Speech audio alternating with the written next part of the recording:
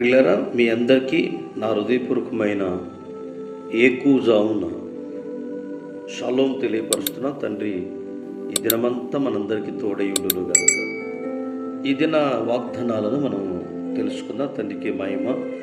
పరమతండ్రి అయిన యావే మనకిచ్చిన ఈ అవకాశాన్ని బట్టి మరొక దినాన్ని మనకిచ్చారు. తండ్రికి మహిమ.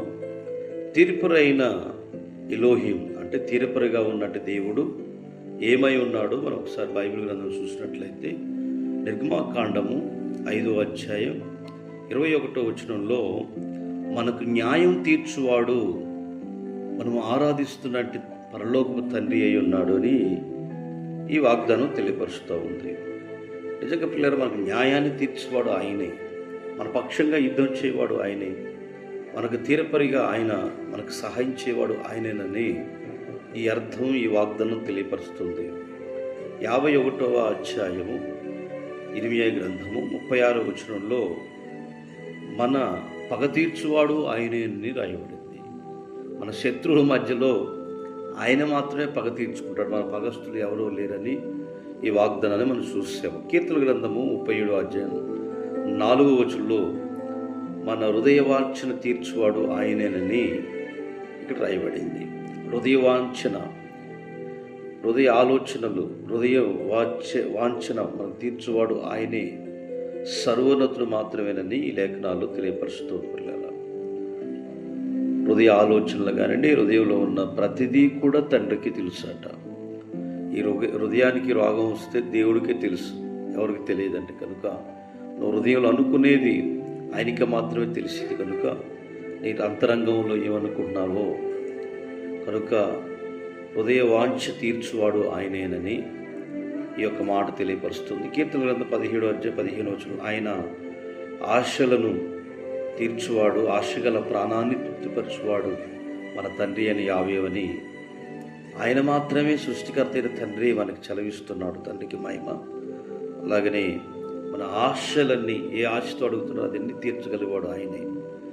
అలాగనే పిలుపు పత్రిక 4వ అధ్యాయం 19వ వచనంలో మన ప్రతి అవసరమును ఆయన మహిమైశ్వర్యం చొప్పున రక్షకుడిని యాశ్వసి నామంలో ఆయనే మనకు తీర్చునని రాయబడింది. అలాగే కీర్తన గ్రంథం 9వ అధ్యాయం 8వ వాక్యంలో మనకు తీర్పు తీర్చువాడు సర్వశక్తిమంతుడని రాయబడింది.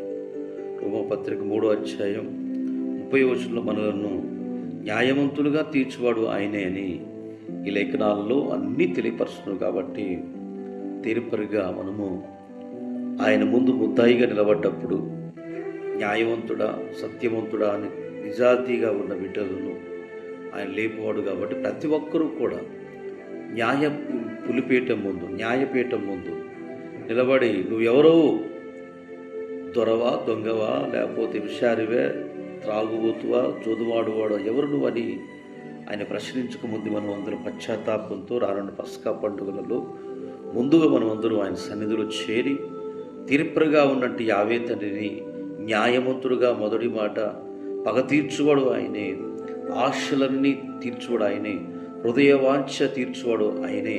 అలాగనే మరి మన ప్రతి అవసరమును యాశ్వమశీలో తీర్చువాడు ఆయనే.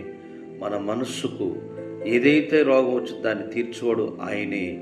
కనుక మనం నీతివంతులుగా తీర్చువాడు ఆయనే. కాదు ప్రతి ఒక్కరు కూడా నీతివంతులుగా ఉందాము. అట్టి కృప ఈ దినమంతా మనకు తోడై ఉండునుగాక. ఆమేన్. పరమతండ్రి మనకి ఇచ్చిన ఈ అవకాశాన్ని బట్టి సర్వశక్తివంతుడు, సర్వాధికారి అయిన యావే మన దీవించు. తండ్రి నీ కొందరు ఎందరైతే కార్యక్రమాన్ని వీక్షించారో వారిని, వారి కుటుంబాన్ని, పిల్లలు దీవించి ఆశీర్వదించమని, ప్రతిదినం మానకుండా చూస్తున్న ప్రతి వారిని ఆశీర్వదించి దీవెన కలుగునట్లుగా మేలుతో నింపి సహాయించి తీర్పురిగా రానయ్యున్న ఎస్ఐ మేము ఆ భూమిలో నిలబడకు తొలికి తండ్రి అగ్నివులను తప్పించుకున్నకు నీ పాదాల దగ్గర నీ రాజ్యాన్ని చేరుటకు తండ్రి మేమందరూ ప్రయాసపడే వాగ్యం దయచుమని యాశ్వమశీయ గారి నామం అడుగుతున్నాం తండ్రి. ఆమేన్.